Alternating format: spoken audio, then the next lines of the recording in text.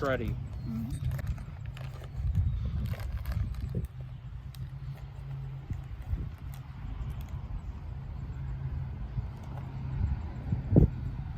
Pretty nice. Just my height. Hi, Ivy. See? And I can put my sprinkler here. I got a sprinkler. Okay. So this this is a mess wire I had. This is a 25 by 27, I think. 25 by 27, but my mast is 26 by 26 foot. So it goes around into this little greenhouse, and it will give a mast with my plants. It's nice.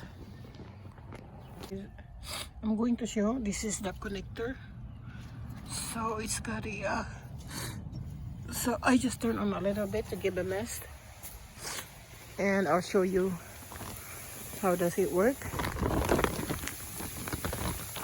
See, that's what it looks like into my plant.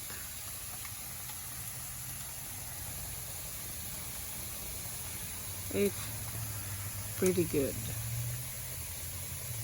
I mean, you can turn this mast.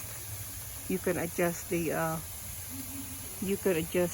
knob of that masters you had.